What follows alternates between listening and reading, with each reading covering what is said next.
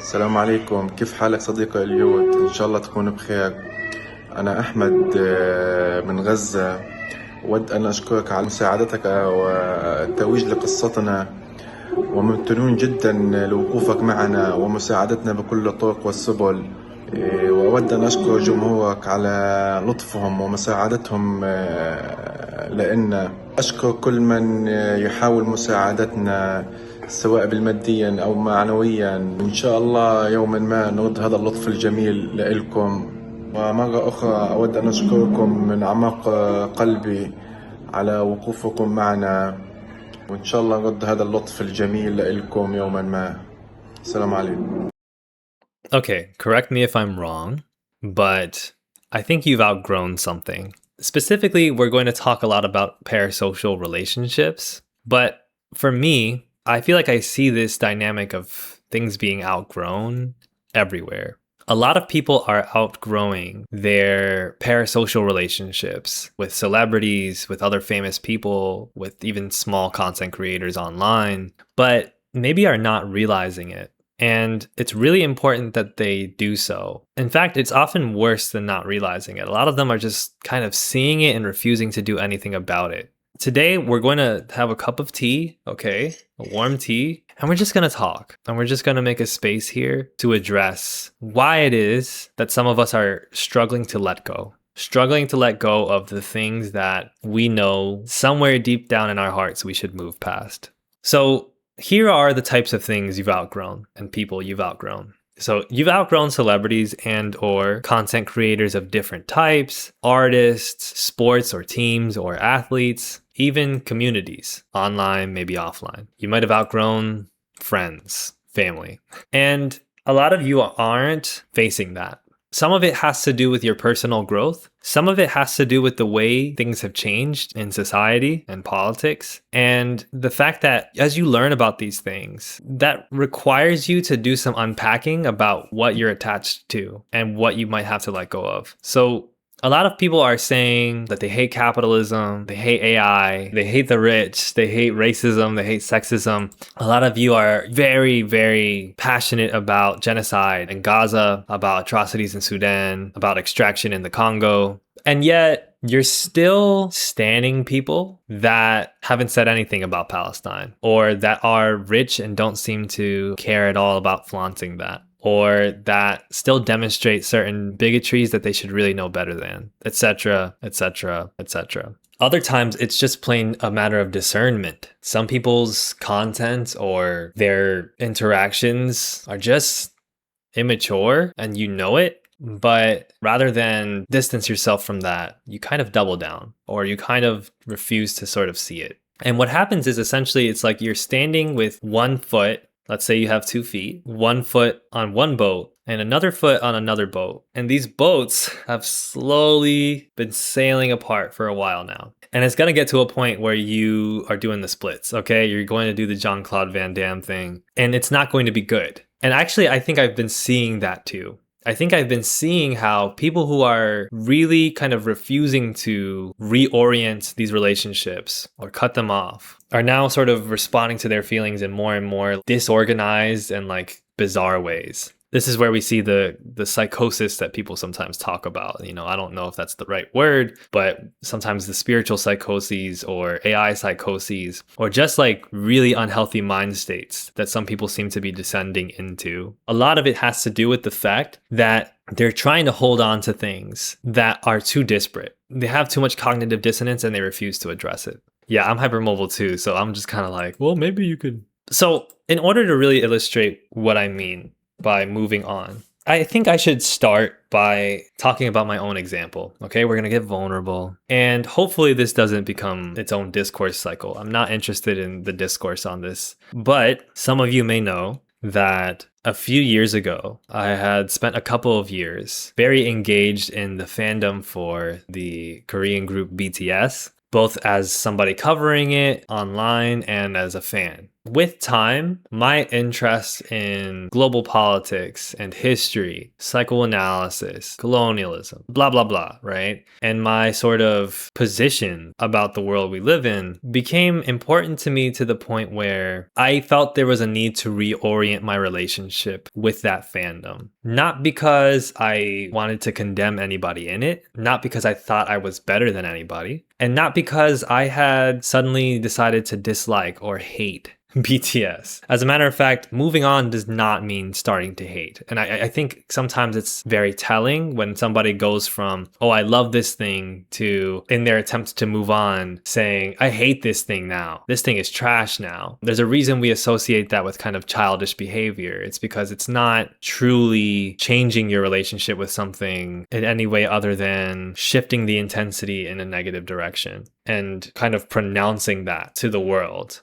So what I just decided to do was not go into the same social media spaces and to reorient my relationship with BTS to something that was like, I'm a fan of the art, I'm a fan of them as artists, and they seem chill, but that's where I'm leaving it. And I also felt, grateful for where that experience had gotten me. I still feel that way. You're in a specific time in your life where certain relationships make sense the way that they are. And then you grow and things change. And so those relationships have to change. This is an example of what I'm talking about. That I think as I see how some of y'all are responding to still critiques of celebrities, certain celebrities, or just news about celebrities, it just strikes me as odd and dissociated. Like going from, on one hand, I care so much about anti-capitalism, and on the other hand, my favorite billionaire artist is back. He's the GOAT. He's the greatest rapper of all time. He's the greatest artist of all time. Haters beware. The GOAT is back. It's like, this is not computing. This is not computing. And I think part of this is because, for one, it's really uncomfortable to look at your relationships with something that has meant a lot to you, that has a lot of sentimental value to you, that maybe has been very helpful in your life. When I talk about parasociality and parasocial relationships, I'm not doing it in the way that people do on TikTok where they just like pretend it's synonymous with obsession. Like being parasocial is a negative thing inherently. Like being parasocial means this person who doesn't know me actually loves me secretly. Like that's not a parasocial relationship. A better, more helpful definition of parasocial is just your relationship with a public figure of some sort who you receive content from, you listen to, you watch, and they communicate to you as an audience, but not as an individual, or even not necessarily as a specific community. So everybody does this. Everybody has some sort of parasocial relationship. Your parents have some sort of parasocial relationship with a news anchor, a TV show host, a movie star. And whether you like it or not, you do too. I mean, I've seen people who are like longtime subscribers gassing up their favorite content creator. Their favorite content creator is shitting on people for being parasocial. And then they're in the comments talking about, yo, great video. These people are crazy with how parasocial they are. You killed it again. You never miss. And it's like, you're contradicting yourself. Rolando, I realize this is beneath me. That's not what I said.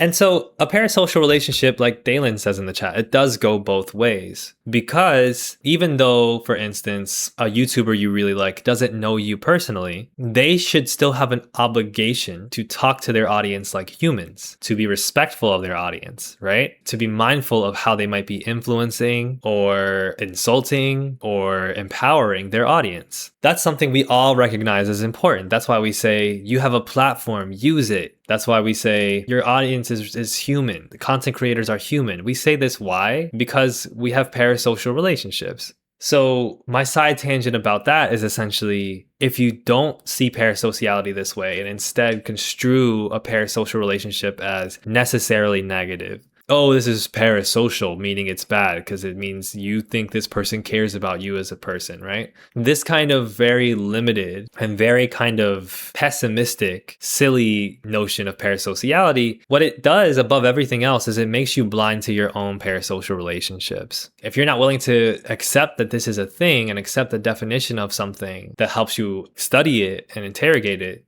then you're going to be sitting there with like these wild biases.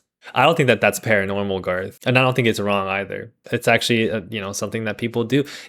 Garth mentions in the chat, is it wrong if all of the people I have parasocial relationships with are dead? That's just kind of another version of a parasocial relationship. You read Plato and you go, wow, Plato's so dope. He doesn't know you personally, and he can't know you personally. He existed 2,000, 3,000 years ago, but you like his writing.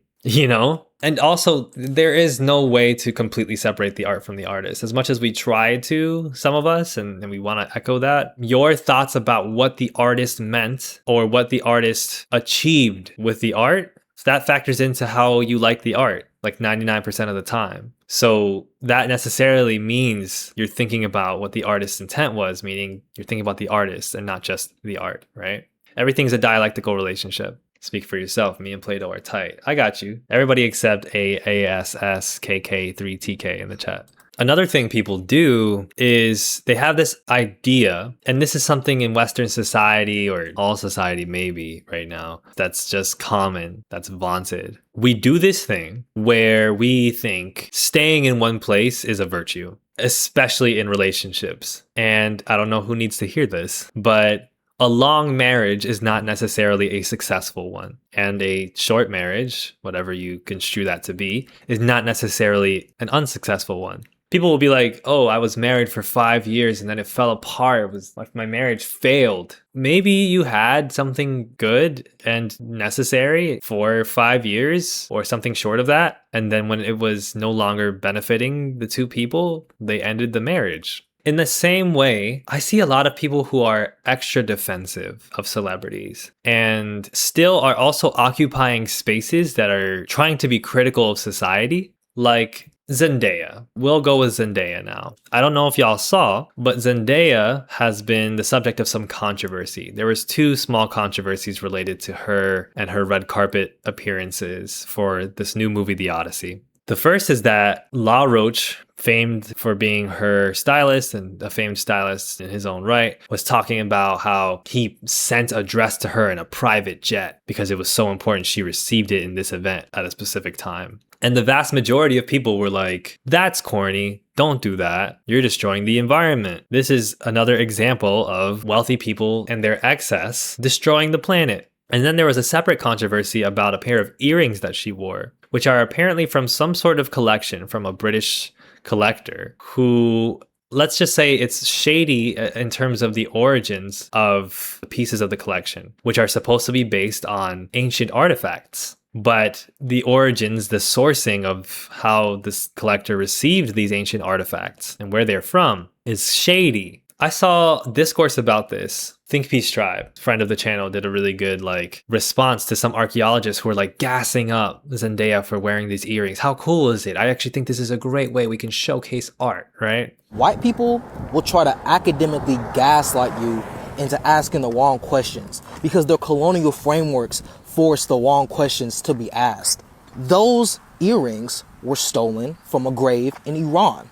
That should have never happened in the fucking first place. And a true restorative, equitable process should be done to give those earrings back to its original owners instead of being worn by Zendaya at the Odyssey premiere. That's what the conversation about these earrings are about. That's the real point here. And it's for who? Who does this really benefit? And why is the Westerner, especially the white person, but in this case also not necessarily white people at all, but the Western affluent person, why is it important that their rights to consume and appreciate any art in any form that they like, why is that more important than returning stolen artifacts to where they're from? British Museum type shit. So as this is happening, you see people who are trying to say simultaneously, yeah, it's wrong that these artifacts are being used this way. And also, I'm sure that Zendaya didn't know what this was from. I'm sure Zendaya had no idea that this was from such a shady place. This happens a lot in these spaces. You have folks who are trying to both speak out on behalf of what they think is, just, who are progressing in their views of like what kind of change needs to occur, social justice, but also really want to keep these relationships intact with these celebrities because they think they're really cool. They think that these celebrities are really nice people. And then there's just inevitable contradictions that come up. And rather than just kind of sit with that, or maybe even better, use that information to make a decision to change how you view a person. Thanks, motorcyclist. Rather than do that, it's like, I have to hold these two things. I'm doing the splits with the two boats. No, but Zendaya didn't know. And then it's like, well, at what point are we infantilizing a grown woman? At what point do we just conveniently infantilize and coddle people that we simultaneously say that we love or we think are great? Which would then mean that we actually don't love these people or think that they're great at all. So for me, the minimum here is to just sit with the discomfort and just adjust slowly. You don't need to defend Zendaya. She doesn't need you to defend her from conversations about whether or not she was styled in very exploitative earrings. She didn't ask for you to defend her. She might not even be seeing what's going on. And even if she doesn't know, that doesn't necessarily make it better. In fact, it could be arguably worse because it's like, wow, this person's aloof. Like this person just doesn't even care what's going on in their body. And so it's not mature to demonize a person like Zig is referring to with like Beyonce, for instance. It's not mature to be like Zendaya is like a war criminal, like putting all this energy into like boycotting Zendaya and like being like, we gotta stop Zendaya, because that's not really the point, right? What we're trying to say is we gotta stop exploitation. That's what we care about. And so then what you just end up doing is kind of shifting all the energy towards hating a celebrity with the social justice reasoning to make that convenient. But when there are moments in which that celebrity can or maybe should be criticized, in this case, I think it would be very, very fair to criticize this decision. And it's not the first time that she's worn something, she's been styled in something that, let's say, comes from exploitation. When that happens, you either got to just sit and take it on the chin and go, that's valid.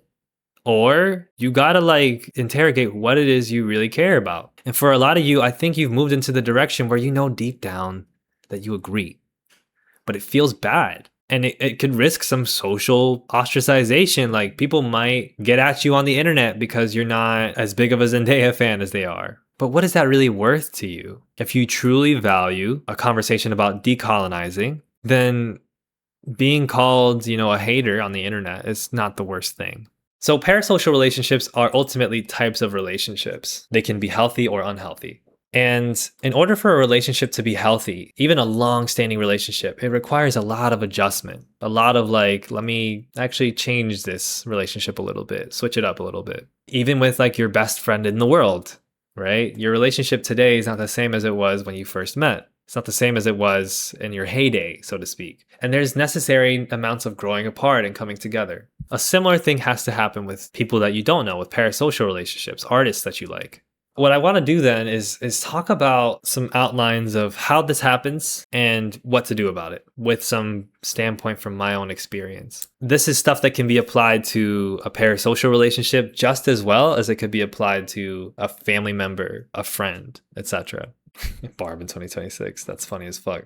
For a while, I just kind of let go that people called any fan like a stan, because like stan culture is like a specific thing. Like if you're a pop fan of somebody, you might just call yourself a stan and you're in actuality a fan, but you just call yourself a stan because that's what the space is like. So it gets a little bit muddy, but at the end of the day, I get what people mean in terms of like the difference between a fan and a stan. At the same time, people can make the same argument about fan and fandom. Remember that fan is short for fanatic. Fanaticism is da da da da da. At the end of the day, the answer to this problem is never going to be us casting a big brush on anybody who likes an artist, And the reason why people do that is because it's coming from a gotcha place half the time. They just dislike how other fans of other people that they don't like behave, but they're still fans of other people and they just may or may not want to admit it. Anyway, I want to do a list now of reasons why you outgrow someone. Like I said, this could apply to any relationship, but let's think about it in terms of the parasocial, celebrities, artists, athletes, etc.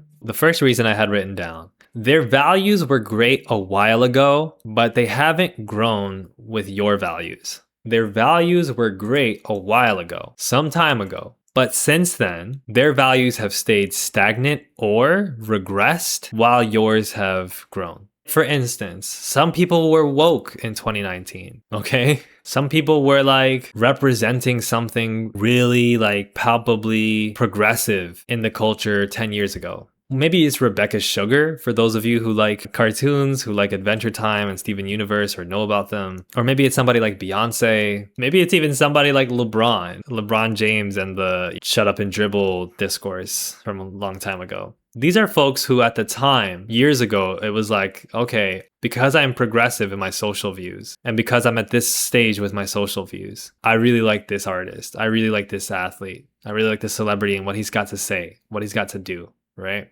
But in the time since, the world has changed a lot. There's been a lot of news. There's been a lot of changes. There's been a lot of economic crises. There's been a lot of climate change worsening. There's been a lot of genocide. There's been a lot of war. There's been a lot of changes in how people perceive the problem. Barack Obama, at the time, if you were young like me in 2012, you were like, yeah, Obama's second term. Maybe you were like, I have some concerns about his foreign policy, but it's really important that the Democrats keep winning these elections, right? But now in 2026, if you're holding on to Obama era politics, you've lost the plot. Because people now have an understanding that capitalism is at the core of their problems. Like, I have conservative family members that are sending me messages like, what is communism?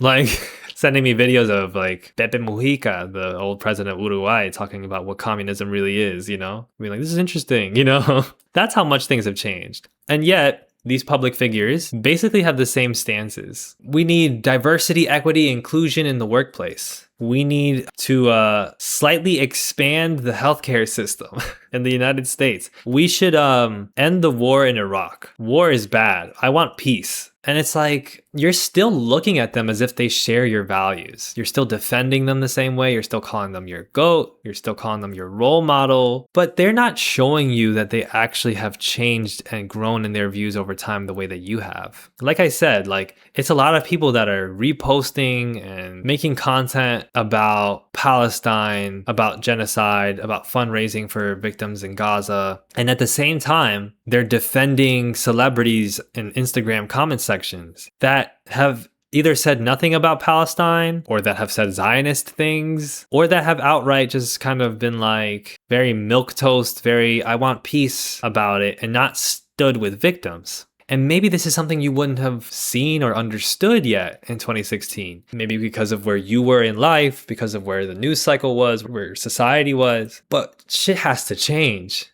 Shit has to change. Another reason you outgrow someone, their content or their art or their takes or their work has become less compelling to you. Their work, their content, their art, their ideas are less compelling to you. This could be about a lot of different things. So sometimes you just grow apart from an artist because they made a certain type of music that you really related to when you were in high school. But you were in high school 5 years ago or 10 years ago. You are not in high school now. You are probably out of college now.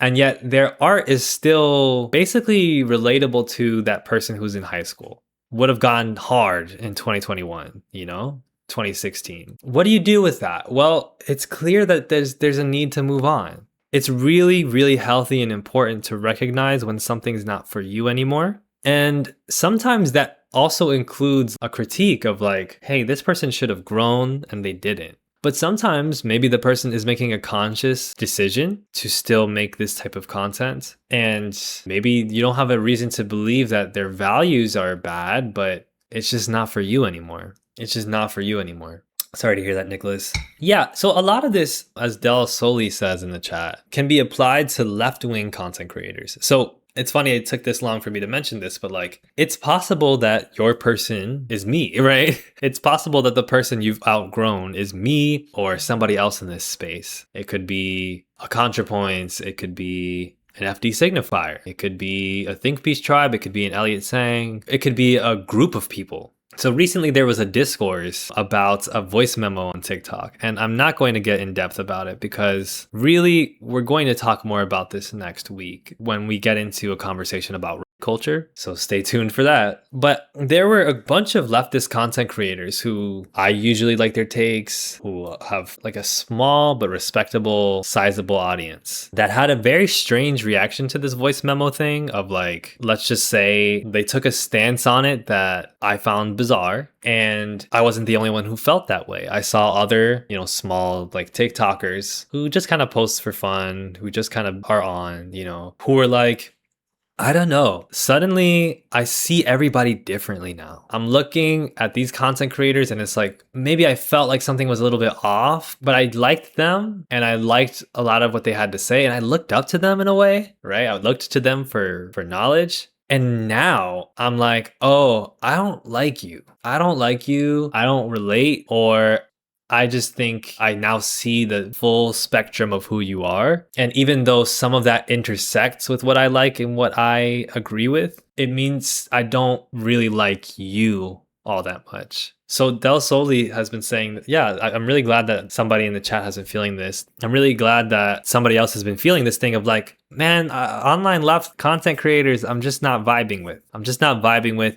First of all, it's not a drama thing. I'm not interested in your drama talk. I don't want to get into any drama about any content creators. It's also not an ideology thing. It's not that they're liberals and not leftists. It's not that they're anarchists or it's that they're Maoists or Marxists or whatever. If you're in this niche, you understand what I mean. It's not that their specific ideology is wrong or that they're faking the whole time or whatever. It's that people go online. Let's be real. They make content and they have a big ego. They have a very neurotic and hyper-focused relationship with their ego. And so they might be correct about things 60, 70, 80% of the time, but they're not actually about that life. And it's not even just to say like, oh, they're fake. It's to say that like, it's just coming from a place of like, they've thought out the right responses, but they don't process those things. And they say those things because they do care, they do think it sounds correct, and also because they have a certain view of themselves that they have to maintain. And so you'll see people that you're like, man, I agree with a lot of your content. You seem really smart to me, and yet your social skills seem to be comparable to that of a coconut. Like, you don't seem to be able to handle criticism. You don't seem to be able to handle socializing at all. You seem to get very, very upset whenever somebody calls you out or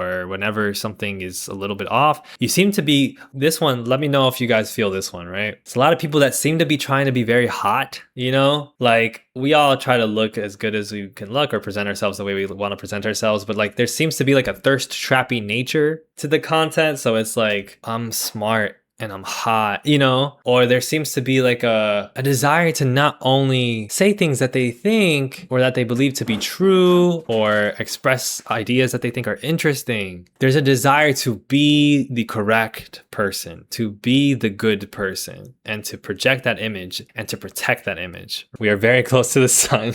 It's well put. And to some degree, we all are dealing with this. That's why it's a journey. That's why it's a path. That's why it's a deconstruction.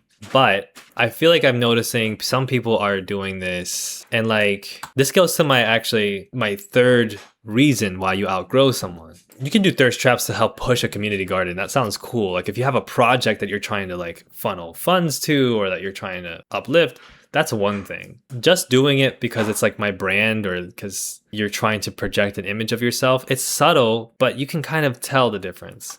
But yeah, the third reason why you outgrow someone is that you see them in a new light based on something that they've recently said or done. Do you guys feel me on this? I like this person. I like this person. I like this person. Good take, good take, good take. And then they got that one take. Oh. Ugh. Or you see them respond to somebody in a comment section and they're using language they shouldn't use. They seem really egotistical and you're like, ugh. Yikes. And now you can't see them the same way anymore. Like if I came on here, maybe this has happened to you with me. We have some disagreements, I'm sure. But like I come on here and I'm saying something and Irene, shout out to Irene, I'm just using your name. Irene in the chat is like, oh, great take, Elliot. Elliot, your take about white feminism, that was great. Elliot, your take about white people and their dogs, that was great. Your take about class and race, that was great. And then I come out with a new video and I'm like, somebody needs to shut Asian women up. And you're like, whoa, whoa, whoa, whoa. And it's like, how did that happen? When did that happen? Why did that happen? And now it's, well, I got to reflect on like, was this there the whole time? Was this person always like this? Were they hiding it and now it just came out? It can be a head trip, you know? Because it's like, I thought Elliot would be a different type of person. I didn't think that he would be so misogynistic and orientalist towards Asian women. I didn't see that. Clipped and shipped. Don't do that. Ayer in the chat, me unsubscribing from an educational channel yesterday, grieving the things that I enjoyed about it because of one take I refuse to support in any way. It's like this, right? And some people get really mad. Some people get really mad when you don't like them based off of what they'll perceive as like one indiscretion or one thing you disagree with or one tone thing that they did, right? But like, if people are like, yo, Elliot, using the term Middle Eastern, it would be better for you to use the term Suwana, like Southwest, South Asian, and North African. And I'll be like, man, fuck you. I'm gonna say Middle East if I want to. And it's just like, whoa, like not only are you like wrong about something or like potentially wrong about something, but like your level of disrespect towards somebody, the entitlement you feel to just disrespect somebody off of something that's like a genuine concern that has to do with real people and real people's lives. Like even if you disagree with it, for you to not be able to handle it in a mature way. Again, like that's the kind of thing that puts somebody in a new light for you. Krias has an interesting point. Sometimes I feel like everyone has some reactionary issue they're really attached to. I think what separates us, right, is not that we have those ingrained issues and ingrained biases. It's that we're willing to hear out somebody when they point those out. We're willing to accept that we're still learning and growing. We're not so interested in putting ourselves on a pedestal. We like to learn. And we're willing to also like then express ourselves in ways that are a little bit more mature rather than going the easy and sensational route that gets clicks on YouTube and TikTok. We're willing to be like, this is what I feel. I'm going to say it as mature as I can. And that makes a big difference. For instance, again, right? I'm correct about 80% of my takes, let's say. Don't clip me. Let's say I'm correct for 80% of my takes, but the way that I say them, it's like there's an arrogance. This is something I've noticed, right? So I'm like, Palestine. If you don't like that, you know what? If you don't like me, fuck you. I'm the GOAT, right? Like, and it's like I'm saying opinions that are correct about genocide or about extraction in Africa or whatever. And I'm like, and that's why you can't fucking debate me on shit. And that's why I'm the best YouTuber on here. It's like, okay, you got some correct takes, but I know that when it comes time for you to have even an unsure take or a mid take, you're not going to be able to handle that. You're not going to be able to handle that.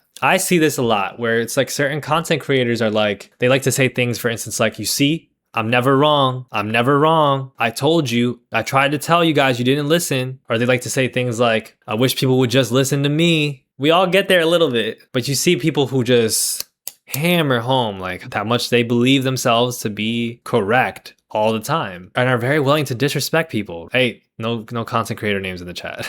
When you behave like that, once the time comes where you're going to have an issue that comes out, when you're going to have a bias that you haven't interrogated, when you're missing a little bit of information, when you're having an off day, it all comes crashing down. Yeah, some people say I'm never wrong and it's soft kayfabe. Like, if you ask me, yeah, of course I believe in my opinions. That's why I say them. I wouldn't say something to you guys that I didn't really believe in and that I wasn't willing to like take some citations out and argue about. I'm still gonna be a little careful. I'm not gonna do the like posing with the bends in the background. You know what I mean? Like, we gotta be careful. Not even just like because, oh, it's tacky, oh, you're tone policing me, but it's just like because I gotta be careful. Because I'm really invested in trying to just like stay sustainable and not get too big for my britches. So these are the reasons why you outgrow someone. Now we have to talk about the ways to handle the outgrowth. So you've recognized that you've outgrown something. You've recognized, you know what? I love Beyonce's music. I love Jay-Z's music. I love Eminem's music. I love BTS's music. I love XYZ's music. They got me through hard times. Some of the things that they've said, some of the things that they've done with their platform, I like. But they're just not in the same direction. They're not aligned with the direction that I'm going in. And one way or another, this relationship has to be reconfigured. I have to take it upon myself to process this, deconstruct this, and change this relationship. I think it's been lost, Gray. I think it's just more visible now because I think if as far back as I can go on YouTube, people have been arrogant. That said, let's talk about the ways to handle that outgrowth. What do you do when you're in that situation to reevaluate? The first one is the most, let's say, normal way to handle this, okay? The most healthy, baseline, easy way to handle this. And if you're not capable of doing this, you got problems. Like, if you're not capable of doing this, you really need to take some time to deconstruct, because you're holding on to some bad stuff. That is to remain interested, but less involved. Remain interested, but less involved.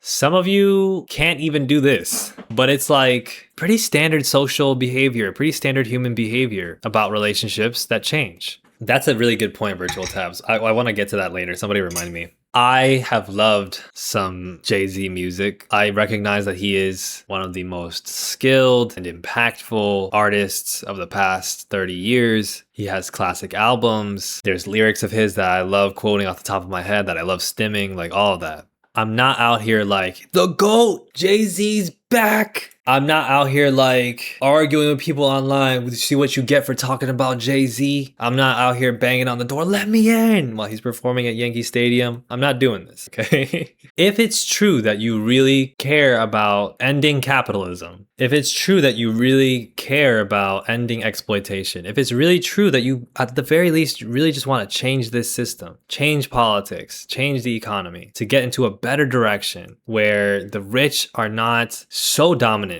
so as to be able to literally buy the social salon, rename it and change it into an advertising app and an AI app and do whatever they want with it, and then buy a bazillion private jets and fly them around the world and buy all the satellite networks and build a data center in your area. If you really care about those things, then why are you still so enthusiastic about a billionaire? I do think, Casper, you can show interest without being complicit. You can be like, oh, interesting, Jay-Z has a concert. What's going on? Oh, cool clip. And then just move on. You can listen to a Jay-Z song and be like, this is a good song. Of course, when we have a conversation about boycotts, that's a separate conversation, but those are conversations that should be had about organized boycotts for this reason, right? If you're not at the very least capable of saying, look, I really like this art, but the behavior of this artist, the actions that this artist has taken, collaborating with the NFL in the way that he has, collaborating with Target just now after the Black community has like organized for months a boycott of Target, throwing shade at Colin Kaepernick, whatever. If that doesn't make you at least go, all right, I'm like not going to get too excited about this guy. I'm just going to appreciate what I appreciate. Then you really got to do some deep digging, like some soul searching. And it's just fascinating and it's frustrating to see people go from, I care so much about ending billionaires, like no more billionaires. I care so much about ending economic exploitation, economic inequality. I hate capitalism. I hate capitalism. I hate capitalism. And then a billionaire shows up, buys out a stadium, does a bunch of flashy stuff. I'm back. Remember these things that I did in the past, da da da da da. And you're immediately like, oh my God, this is so cool. It's just, how am I supposed to take you seriously? I don't want to be too harsh, but how am I supposed to take you seriously if you're not at the very least capable of this bare minimum step that we all have taken at some point or another? There's artists and people, sports and teams. Like, I used to be a big Yankees fan. I can't be a Yankees fan and have the politics that I have at that level of engagement. I still follow the team. I still check the highlights. Oh, interesting. Cam Schlittler just pitched another shutout. Wow, great. It's not going to be something that I care so much about, that I invest in, about, that I'm arguing it with people online about. Sorry, I'm getting a little hyped. And that's the thing, like Ducky says, nostalgia is a powerful thing. You're too attached to the old world. The old world is dying. You have very few chances to separate yourself and to put yourself in the category of people that's like, I'm going to build the new world. I'm going to let go of the past. I'm going to let go of what I used to love because I now know it doesn't serve me and I want to build something better. You're running out of chances.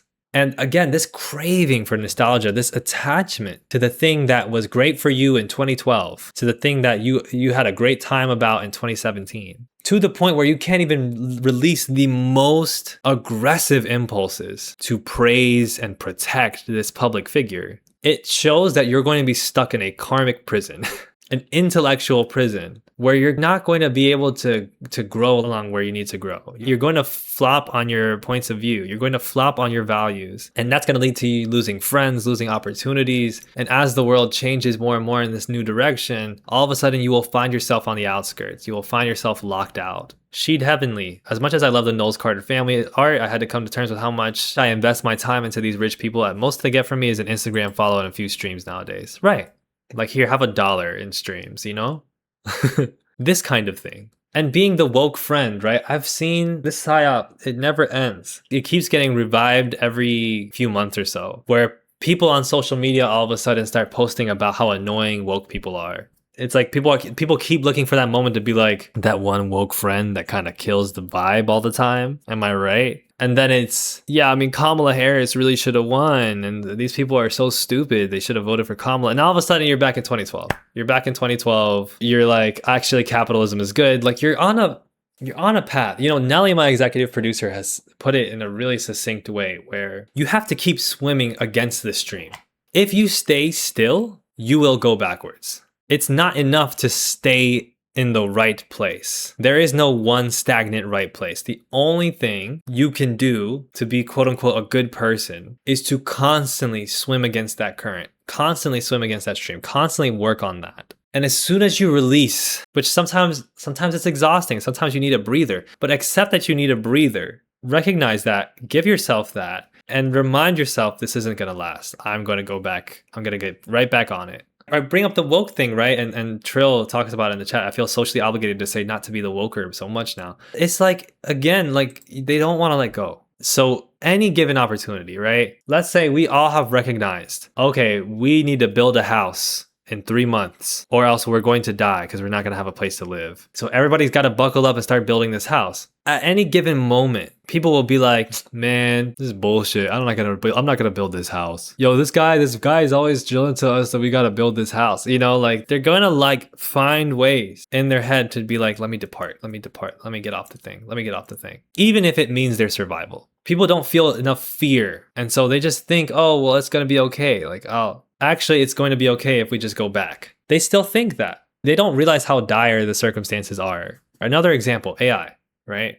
AI is provably, measurably trying to get you addicted. It is provably, measurably fascist technology. Provably, measurably designed by companies to be a sycophantic bot that doesn't actually help you with a lot of different things, that often really disrupts your cognitive functioning and often takes the place of like real social interaction that you need for everything from brain development and heart development to actual like constructive learning processes, constructive critical thinking processes, all of that. It's provably addictive for all of these reasons. And yet you still have some people that are like, yeah, I'm woke, but like I do use ChatGPT a little bit. I do use Claude here and there. And it's like, okay, all right. You better hope that what you're doing really is easy to end. Because cigarette smokers, what do they say every time? I'll quit soon. I can quit whenever I want. Just right now, that's what I want to do. Right now, it makes things a little bit easier. Even though it doesn't, right? It's a placeholder. It fires off certain chemicals in your brain. That's about it. It doesn't really help you in a lot of the constructive ways you say you actually want to be helped. So then what's going to happen in a year, 2 years, as the AI bubble continues to pop/not pop? They're going to start charging you. Oh, you really like Claude? $7 a month. You really like ChatGPT? $6 a month. And your ass, that's been all, yeah, I know it's bad. It's not cool, whatever. But like, I just want to try, but it does help me with this one thing. I do like it. And then you fucked around and got addicted to it. Now they're robbing you. Now they said, run me my check. Now you're giving them money every month. Now you're stuck. Now you're in a position where, okay, well, if I'm going to pay for this thing, I really have to use it. Now all of a sudden you're an AI truther, reactionary. Now all of a sudden you're like, I can't let go of AI. This is what happens to people all of the time. All of the time. When the turning point comes where it's time for them to make a decision to exit and they don't, and they haven't prepared for that, what ends up happening is the people that don't leave get worse. People were bringing up the church before. It's like this. Cults are like this. The longer you stay, the worse it gets. Oh, it's not that bad. Oh, I can leave. Oh, it's XYZ. And you think to yourself, well, when it gets to this place, I'll leave. Well, when it gets to this place, I'll stop. Well, it's not that bad. Well, people are just overreacting. Like, what if I just like want to try a little thing here and there? Okay. As a human being, you are allowed to make those decisions. As an adult, you're allowed to make those decisions. It's cool. You better hope you are actually prepared to deal with this. You're actually prepared for discomfort. But the discomfort is just too much for people. When you're relying on the comfort of the system to get you through the exploitation of the system, you're never getting out. So the second way to handle this outgrowth, on that note, right, beyond just remaining interested but less involved. I still listen to K-pop music, but I'm less involved. I don't really get into social media stuff. I don't get attached to the artist, whatever, right? I like Jay-Z. I don't get too involved anymore. That's like one clear step. And a lot of times that's good enough, but a lot of the times it's not. The second step, or the second way to handle it, you have to adjust your expectations and desires from the relationship.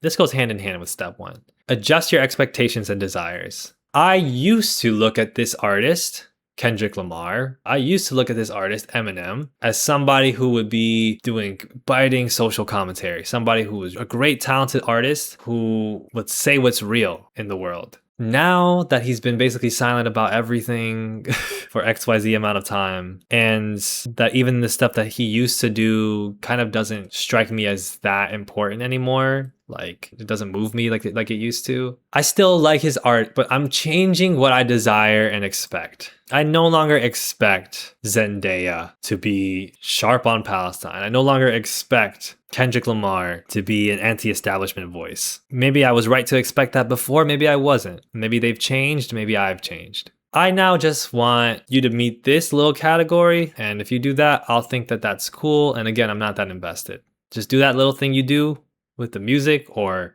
you do XYZ great, but you don't do ABC great. I see that now. The third thing you can do to handle this outgrowth is where it starts to get a little bit heavier. Seeing this a lot with Swifties. Okay, first Swift mention, first T-Swizzle mention. Challenge the relationship. So beyond just I've changed my expectations, beyond just I'm not so emotionally invested anymore, challenge the relationship. You might, this is not for everybody, but you might be in a position where you're like, you know what? I've liked Taylor Swift for so long, and I'm now starting to see like a lot of the stuff that she does is not cool. I'm going to say something. I'm going to be like, look, Taylor Swift, like, I like your music. Your music got me through a lot of hard times. I thought it was cool when you said XYZ in 2020. But this shit you did with the wedding, this is not acceptable. These people that you keep hanging out with, they're fascists. I can't fuck with that shit, right? I can't handle that. This can sometimes be a necessary part of the process, the critiques, the call outs, etc. To be like, look, I've had a relationship with this artist, a parasocial relationship as an audience member, as a fan. Here's what I think. I have criticisms. It's helpful, for instance, if the artist sees that criticism, it gives them a chance to hold themselves accountable. It gives them a chance to think about whether or not they might be wrong about something. But more importantly, and more reliably, it's a chance for you to have that conversation with yourself and with the people around you. To just put out there, like, you know what, I'm not cool with this stuff. And on top of the fact that like I'm changing my relationship with this person, I want to talk about it and I want to tell other people to do the same. And I want to see if we can make a change here. Because if we don't, which is most likely, we at the very least will have had a public discourse and like gotten through our feelings and expressed them to where like whatever happens, we're ready to move on. We're ready to do what's next. It also helps us, it gives us a vantage point through which we can explore and deconstruct more. So I can say, you know what, like who are these these weird fascists that Taylor Swift is hanging out with? Now I want to learn about that. Now I want to learn about fascism. Now I want to learn about the global trade system.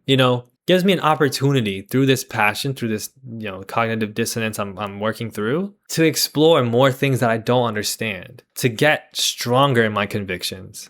And yeah, it's like, as Genesis says, it's a chance to stand your ground on something you're willing to die on. The next way to handle this outgrowth is the reflection.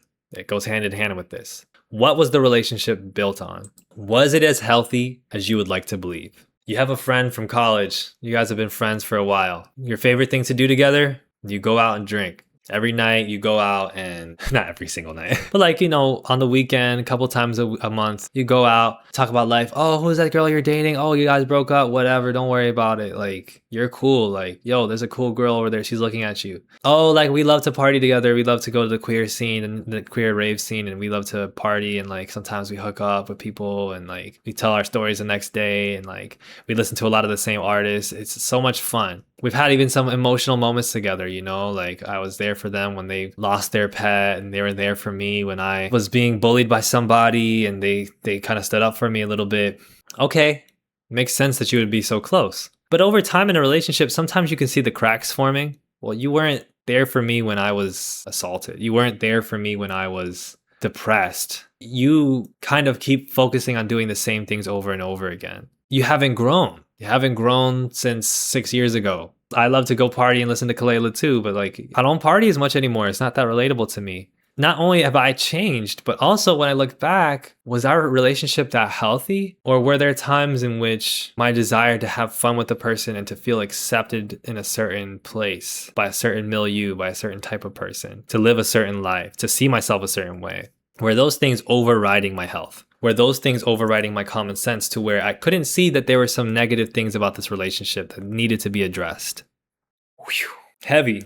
This is, again, like, it's about personal relationships. It's about online relationships. There's a certain content creator that you used to watch. He was a leftist content creator at a time when you were radicalizing, post Bernie maybe, or post 2020 in the UK or in the US or in Mexico or in South Africa or in China. Not in China. I don't know if they really do that in China. Democracy works a little different in China.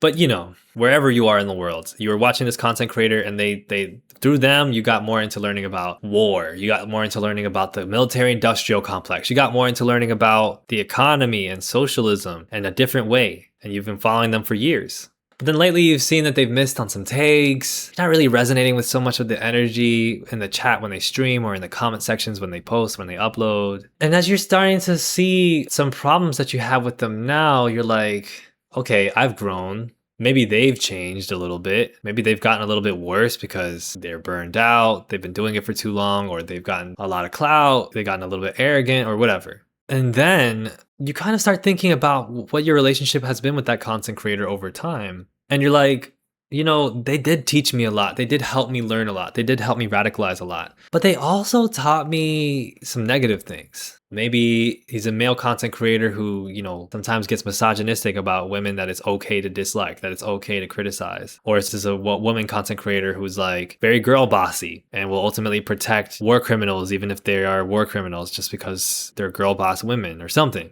And so now you're in a place where it's like, okay, some parts of my growth and my perspective were actually kind of harmed. They were kind of hampered by this relationship I had with this person. That's the deconstruction. In some cases, this reflection and this deconstruction, it's a complete earth-shattering thing. It's like, oh my God, this whole time I've been believing the wrong thing. I've been wrong about so many things because I liked this content creator and they kept telling me to believe in these things. Or I was hateful towards certain groups of people just because this content creator who I liked, who was charismatic and who was correct about some things, made me feel like it was okay to be hateful towards those people. But sometimes, maybe even most of the time, it's a process of, okay, there was good here and there was bad here. And that bad stuff, I wasn't ready to see it yet. Nobody's perfect. Some people are less perfect than others, but I was still getting a lot of good value from this person for a while. Now though, I feel like I can't reconcile this anymore. They haven't grown enough. I've grown too much. I've outgrown this person. Yeah, like Maria says, you can treat them like academic texts. Like, take from it what's correct and helps you, and the rest you can reflect critically on, right? Ideally, we can try to do this. Then, sort of the ultimate thing. You just sever the relationship. This is the last step of handling the outgrowth. Some of these, like one of them will apply. Some of these, all of them will apply. A couple will apply, whatever. But in a lot of cases, what you're going to have to do is just sever a relationship. I used to love this content creator. One day I woke up and I was like, okay, even though I still do appreciate what I learned from this content creator, some of the social stuff I got from this content creator, I can't fuck with them anymore. I used to like Ludwig, for example. Used to like Ludwig. He seemed super cool. He seemed super friendly. He seemed super open to people with different audiences. I do feel like I had some good memories. I learned a thing or two. But like the fence sitting, the way he comported himself in certain situations, I can't fuck with this guy.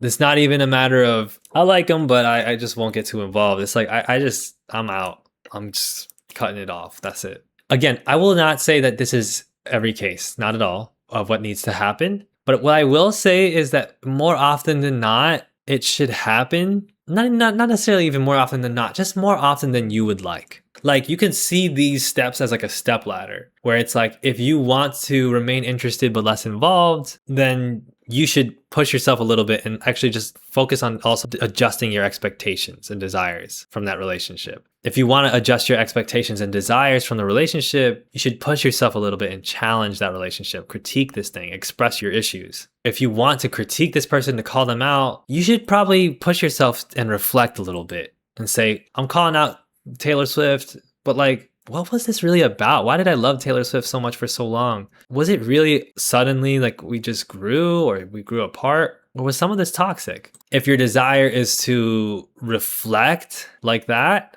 then it's probably time to sever the relationship. Because if you're really ready to do all those steps and you're ready to be like, I had to reflect whether or not this person's like even really been a positive that much in my life, or whether there's been some negatives here that I haven't been seeing. Yeah, you probably should just cut it off. Disengaging too is a good word. Like sometimes you just got to get space from it. Just let me not focus on that right now. And with more space, eventually you get to a point where it's like, I don't even care. Like, I don't even know why I was so attached, why I had such a hard time cutting it off, right? And like Jimmy Jam just said, the more you cut off, the more you can make room for what you align more with, right? So even with all that said, there is an underlying thing. Something else that people have been saying in the chat is the term attachment. We really have to work on our unattachment. I'm getting Eastern philosophy with you. I'm getting Taoist, Buddhist on you. This attachment that you have can really get you out of a good place. Even with people that you have had zero qualms with, or people that you accept, like, I'm a fan of this person, you still want to work on your unattachment. Somebody like Hosier, right? I really like Hosier. Hosier is a really cool artist. Hosier has done some really great activistic work through his platform, through his music. Every single concert, Hosier gives a speech telling people, yo, push your elected officials to stop sending weapons to Israel, push for there to be a permanent ceasefire in Gaza, etc., right? I respect that. I'm not going to be defending him in like every other conversation about him online. I'm not going to be fanboying or fangirling over him. I'm not going to act like he's perfect. I'm not going to act like he should be a one-to-one role model for me or for anybody. Like, role models are useful to like model yourself after something in certain ways, but like there's always going to be things underlying that can be critiqued. There's always ways that a person still needs to grow. Once I forgot Hosier's name, so I just called him Trousers. That's funny. So that's the thing, right? Even for people that you love, you don't want to be attached, because your attachment will hamper your ability to actually love them. That's the deep work. That's the deep work that you're not going to read in a theory book. You're not going to see in an online leftist debate. It's not going to feel like you're doing anything important. It's going to feel like you're doing some, I'm doing woo-woo shit or whatever. Or, people will act like this kind of personal reflection is narcissistic. Like it's necessarily conservative. It's not. You have to work on yourself one way or the other.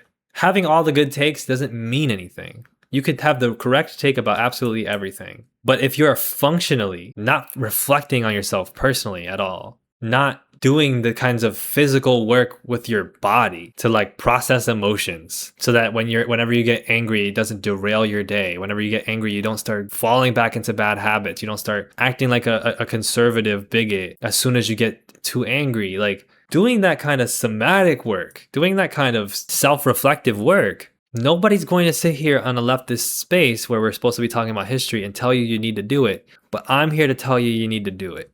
If it's going to be that you read the Tao Te Ching, if it's going to be that you read like Buddhist Sutra, if it's going to be that you have a meditation practice, which I think everybody should have. And the conversation Virtual Tao is about attachment having pros, like it depends on how you define attachment. There's always types of attachment that are kind of necessary, right? Like the child being attached to the mother. Like what else are you going to do? The mother protects you. The mother is your guide, right? The father is your guide. The father is your protection, your guardian, right? There's going to be attachment there. But if you're knowledgeable about the attachment, if you can say like, you know what, I'm attached to this thing and I know it, but it brings a lot of positives for me. And when it brings negatives, I notice and I reflect on that. Then in that way, you're doing the same thing, just acknowledging that where you're at in life requires specific types of relationships. This also means like moving on, like I said, does not mean hate. Somebody said like, oh, celebrities are humans in the chat. We talked about that, right? If you're just like immediately like, oh, I'm going to go from being a guy who loves this leftist content creator, he thinks he's so based. And then I find another leftist content creator who's like, actually, that guy sucks. Actually, that guy's a reactionary. And then I'm like, oh, you know what? I agree with the second guy. Actually, that first guy sucked. I can't believe I used to like him. I was such an idiot. You haven't grown. You haven't reflected. You're just finding waves to hop on. You're finding waves to hop on that sit differently with you. The first one stopped sitting so differently with you because you saw that people were going to disapprove of you if you like this person. You saw that there might be conflict there. Some people are conflict avoidant, and their way that they avoid conflict is just by siding with whoever is not being hit. So instead of just like avoiding conflict altogether and being like, I won't engage with anyone. Another thing you can do that's toxic is just be like, whoever's doing the criticizing, I'm with you. And then as soon as that leftist channel that criticized that first leftist channel that you used to like, but now you hate because that second leftist channel hates them, as soon as that second leftist channel gets hated on by a third leftist channel that says that the second leftist channel actually sucks, then you're like, oh yeah, actually I'm with the third leftist channel. As soon as you're there, cooked. And as soon as you're also deciding, I'm planting my flag right here, I'm never leaving, I love the first leftist channel or the second leftist channel, I won't leave his side, it's like you're also cooked. This is not healthy. This is not how you process. This is not how you learn. It's not how you grow. It's not how you do moral philosophy. It's not how you do praxis. So moving on does not mean hate. Virtual tabs also brings up, and I had this as a pinned comment because I wanted to remember it. It gets hard when you have friends who are also fans or stans, etc., but who did not outgrow the relationship the way that you did. This is so important. It is an example of like the microcosm or the macrocosm. It's an example of how like detaching from one thing often means detaching from a lot of things. People who have left the church will tell you this, right? You're in a fandom, you make a lot of friends in that fandom, you build a community. But I'm like, I don't really feel this anymore. I'm growing, I'm in a different direction. Some things are not aligning with me. I'm reflecting on it. You're being hampered sometimes because you also feel this attachment, not just with the artists themselves, but really with the space. You want to avoid being hated by that space. You want to avoid the conflict in that space. You want to still get those people's approval. Those are the things that you have to kind of notice too. It's like a lot of things are dominoes. Push one over and a lot of stuff starts to fall. A lot of other stuff starts to fall. A lot of stuff starts to fall. It's just really important that we develop good, healthy relationships with things. It's really important that we start to say, I am ready to let go of the past. And this is something that will come up more with other topics. This is kind of a central theme of what I talk about. But today, was a good opportunity to dive into it in an abstract and larger way, a big picture way, and say like, a lot of you do not want to be free. A lot of you do not want to be free. You say you want to be free. You keep reposting posts about how bad and unfree things are and how much you need to be free. You keep posting like aesthetic pictures of like freedom fighters. But when it comes down to it, you can't even take the step to say, I'm not going to protect this billionaire anymore. I'm not going to protect this company anymore. I'm not going to protect this billionaire. I'm not going to protect this organization, this community anymore. Even if it's like I'm not even hating, even if it's like I'm not severing the relationship, I'm just taking a step back. A lot of you can't even do that. And this is like a perfect example of how without deconstruction, you never actually learn anything at all. You say the words when it's fun, when it's empowering, when it feels right, when it's cathartic, but you can't say the right words when you're being put on the spot, when it's your turn to sort of reflect. You can't actually live with it day to day. A lot of you are like, people who post like pro-vegan content online all the time, and then you go out and you eat meat like every second meal. And the contradictions will break you. Like I said earlier, like this is what we mean sometimes when we talk about psychosis. The contradictions will break you. You will not be able to handle it. You will go one way or the other. At a certain point, it really is one way or the other. It really is one side or the other at a certain point. Because if you can't even do the little step to be like, okay, well, I prioritize this more. No need to hate, no need to even get super in the weeds about it. I want to prioritize artists that are anti-capitalist more. Doesn't make me hate Jay-Z, doesn't make me hate Eminem. That's just what I'm more into. Then naturally, right, something will come up where Jay-Z does another thing that's terrible. And you're like, oh, well, see, I don't fuck with that. And you don't have to really fight over it. You don't have to think over it. Zendaya wears the earrings and you're like, okay, that's not cool. And you can just move on with it. Or you go, oh, I'm even less interested in her now or whatever. The fact that some of you are not there yet with so many things, and I'm not just saying this to be judgmental because we all struggle with it. But if you're still struggling to let go of like 2014 shit, this new world is going to hit you upside the head with a brick. A brick that's going to be hard. Too hard.